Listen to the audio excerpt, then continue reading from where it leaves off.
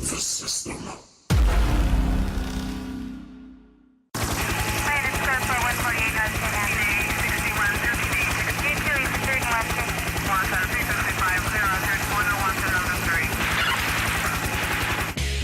How you doing?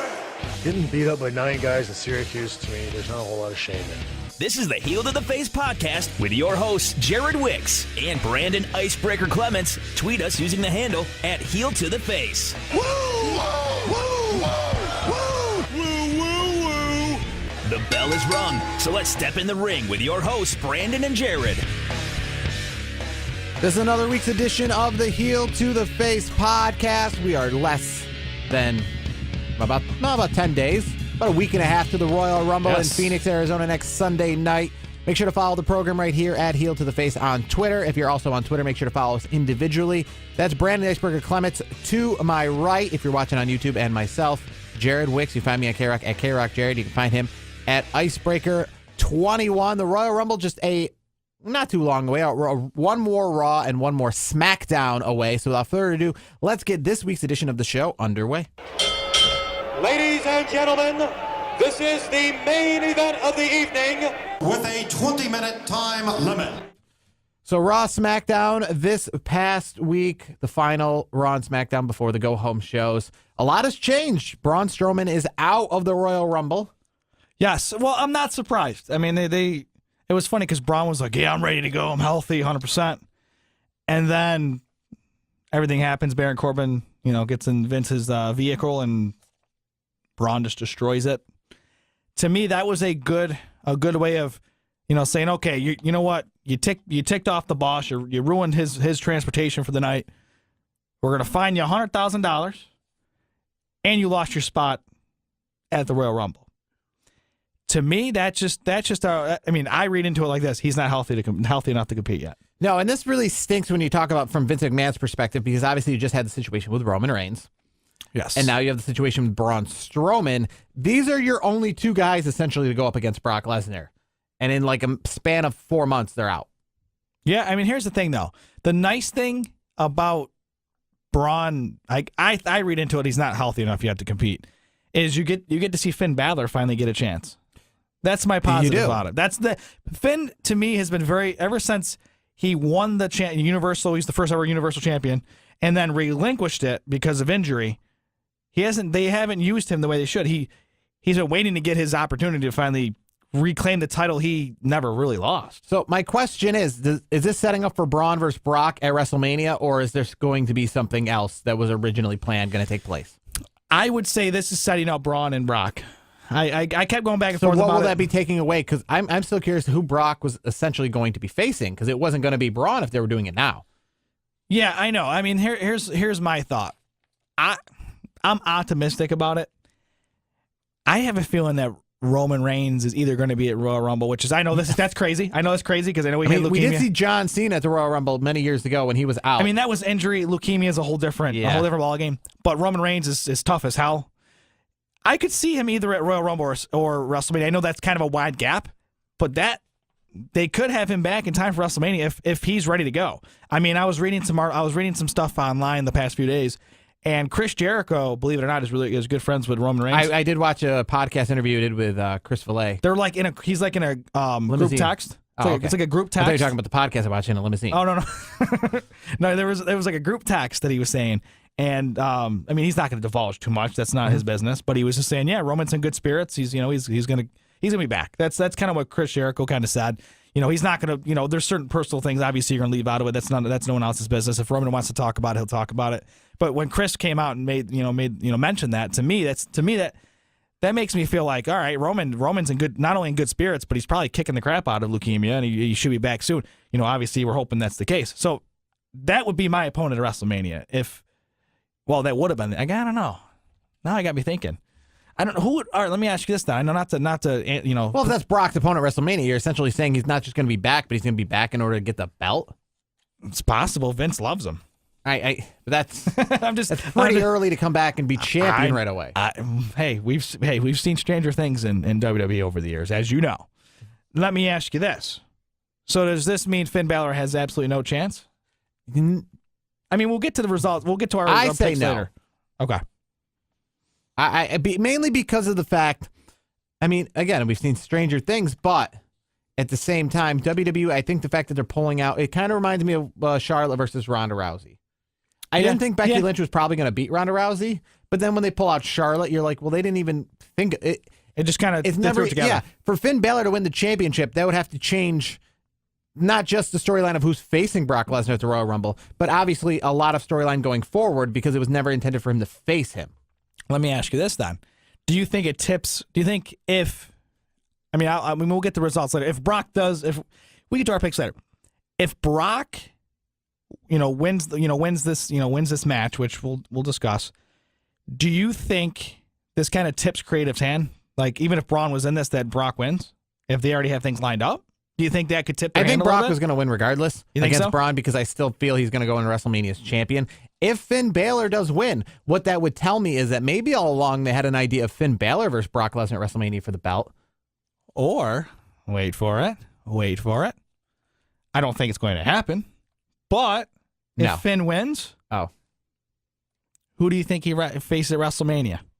Take a guess. Well, I'll just say Bullet realistically, Club. I think if Finn wins this, that means what I believe WWE had in store all along was for him to face Brock Lesnar at WrestleMania, and this way it'll just be role reversal who the champion is. Meaning, I think if Finn wins, then what that tells me is the original storyline would have been Finn Balor winning the Rumble and then facing Brock at WrestleMania for the belt. That would have been the original storyline. If Finn wins and becomes a champion, I still think we have that as the main event at WrestleMania with Brock as the challenger against Finn Balor. No, I don't think Kenny Omega is going to fight Finn Balor at WrestleMania. I'm not saying it's going to happen, but it could happen. We don't know because everything's so under wraps. I mean, I know I said last week on the show I think he's going to All Elite. We talked about this, but a part of me at the same time is like, WWE's done this before where they've kept things under the rug, and Kenny Omega, being who he is, he's keeping things like, I don't know, maybe I'll go back to New Japan. Well, that's how he's been doing it for years, though. I know, but I'm saying I feel the ego on Kenny Omega would stop him from coming to WWE. Yeah, I think you're right. And here's I know a lot of people are like, well, Kenny Omega doesn't need WWE.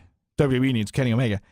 No, it goes both ways. I think they should work something out. If Kenny's getting the deal that he's supposedly it's on the table according to all these the reporters and stuff, why the hell wouldn't you take it? I get you want to hang out with your friends, but at the end of the day, money, friends, you're gonna get even more opportunities in WWE than AEW. No offense, it's a startup. I mean, I hope they do well, but here's my thing: even if you sign a short-term contract and you have a clause like the Young Bucks reportedly we're going to have, where if you're not happy in 6 months, you can opt out, kind of like a NFL or a baseball, any of those kind of it's like almost like a player option. Mm-hmm. Put that in, and if you don't like 6 months, then you go to AEW. Maybe it gives you 6 months to see, all right, if this is AEW really the real deal. You don't know. That's, to me, if I'm Kenny Omega, that's what I do. Because when is AEW going to get off the ground? I think May is like their first show scheduled. Yes, I mean the only thing I could see is that gives you a couple months to like be in the Rumble, get a WrestleMania, and then go to AEW. Exactly. And here's the thing. I think he's tipped his hand. I think he's going to AEW. That's my thought on it. I will be highly, highly surprised if he's in WWE at the Royal Rumble. His contract does not end until the end of January. The Royal Rumble event is a couple months before the end of January. A couple days. Or, I'm sorry, a couple days. Sorry, not months. Not months. We're only a couple days from the Royal Rumble. A couple months away from WrestleMania. Sorry, but a couple days away. Yes. Here's the thing. Things can be done. You can buy contracts out. That's not a problem. WWE will do whatever the heck they want. That's they have the money. And that's obviously if New Japan would even allow it. You know how that goes. But so moving on, I don't see an IC title match at the Royal Rumble. But new IC champion Bobby Lashley. Where does he go from here? Where does Dean Ambrose and Seth Rollins take this? They just going to be in the Rumble? You see them fighting again at WrestleMania? I see. Here's what I see.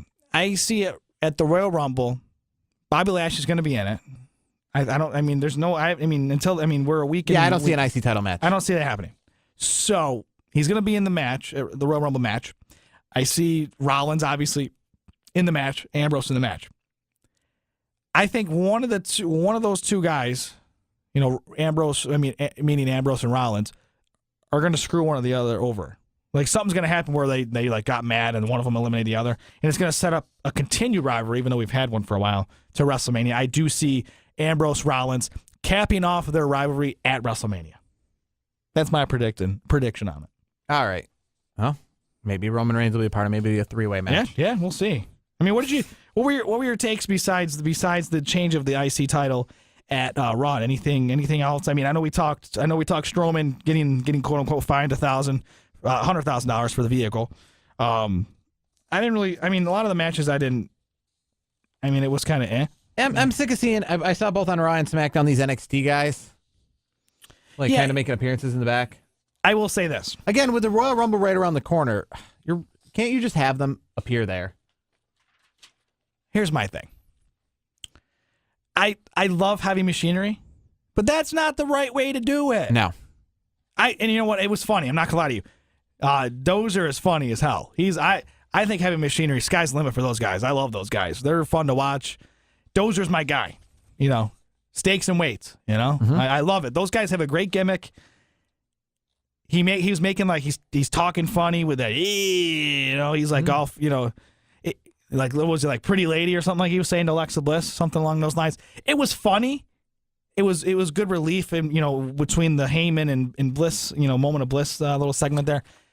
But couldn't you just wait and like debut him at the Rumble? Like put him in the Royal Rumble match, and then maybe one of those boys has a big run. You know what I mean? Me, I Tucker Knight's good, but to me, Dozer's the guy. Dozer's my guy. Dozer's like he's a funny guy. He's a big man doing a worm in the ring. That's kind of cool. They're good in competitors. I think guys like that. I can't wait to see Heavy Machinery and the Revival on the main roster. Like matches like that. I think that's the Revival against the Revival. Well, there's word right now the Revival's asking for their opt out. So hopefully they get in before the Revival's gone or leaves. Well, because they're not using the Revival correctly. That's true. Yeah. Here's the problem. WWE, you're losing good talent, and you're pushing guys like the B Team, which that was funny for a hot minute. That's great, whatever. But you're gonna lose the Revival, who I think is one of the better tag teams in the business right now. If they do opt out and all that stuff, obviously we don't know if that's going to happen. But if that's the case, shame on you, WWE. Yeah, they're currently asking for their release. One final note from this week's Raw and SmackDown. I know you wanted to get to it. Your guy. Now he's just being referred to as Andrade. Andrade, yes. I don't know what the name drop was, but you think maybe maybe you think WWE thinks his popularity is lacking a little bit because of difficulty to say his name, trying to make him appeal more. Well, if you're going to make it easier, then call him CN. I'm just saying, you can just call him, hey, there's CN. But I get it. Andrade's cool. I mean, it keeps it simple.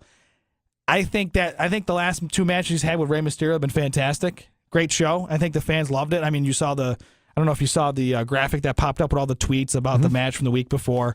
Great match. I don't expect anything less from the Luchas. So all the Lucha guys and gals are fantastic. So we alluded to this last week on the show.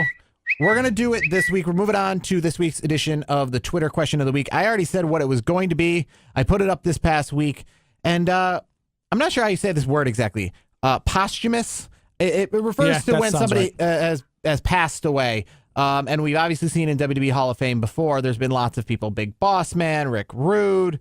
I'm trying to think. Big Boss Man, Rick Rude. Who am I missing here that's passed away that's been honored after their passing in WWE Hall of Fame? I know those aren't the only two. No. I think there's one every year. Well, Eddie Guerrero. Eddie Guerrero. And what the one I'm thinking of? Paul Bear. Yeah. Paul Bear. Yeah. So the question was, though, I mean, we all agree that Owen Hart, I mean, we obviously seen the Godfathers in the WWE Hall of Fame. So, I mean, there's no doubt about absolutely. who is and who isn't deserving to be in the Hall of Fame. Anybody who pretty much wrestled. If you know their name, they're deserving to be in there. Well, actually, they're missing somebody, which I was thinking about this question. Val Venis. What's going on here? Val Venis. I could definitely see him going in. If you're putting the Godfather in, Val Venis has a, I guess, similar kind of gimmick. Yeah. Kind of, it's not more of a PG thing now. I mean, you wouldn't see Val Venis succeed nowadays with everything going on. But Val Venis, like the hello ladies. Maybe you'd see him, what was it? His other character in the Right to Censor. And no, I don't think so. But Val Venis. The point is, Owen Hart, he deserves to be in the Hall of Fame, but could he headline the Hall of Fame? Meaning, most of the time, the big thing about the Hall of Fame is it's not really so much about who's deserving. It's about speeches and it's about seeing people. The big thing wasn't so much was Ultimate Warrior deserving of going in. It was just you paid ticket because you wanted to see Ultimate Warrior speak. You wanted to see him talk for 45 minutes, and that was what you were paying for. Again, this isn't just a book you're paying for. This is about actually going and filling up an arena. This is 15,000 people going to something and paying a ticket for something to see these people in person. Ultimate Warrior is a good example of that. Bret Hart was a good example of that when he made his return to WWE after he was inducted. Anybody who's kind of headlines. Sting last year, we paid to see Goldberg. Obviously, Jeff Jarrett was a great time. Yeah. But, there's the headliners. There's the people in which you're selling. This isn't a small dinner. This isn't 50 people in a nice banquet hall. This is an arena you're trying to fill. Just like a wrestling show, you need a main event. You need a headliner. And Eddie Guerrero put on great matches, but a lot of times that wasn't your WrestleMania main event. They weren't selling the arena based off of Val Venis' Godfathers. I know. So the question is, could he, Owen Hart, past his life, headline a WWE Hall of Fame event? Because what you would be paying to see is not him. You'd be seeing like Natalia or something. Yeah, you'd be paying money to see Natalia talk about Owen Hart. And you see like old video clips or something. Yeah. So would that be worth, let's say it's $40?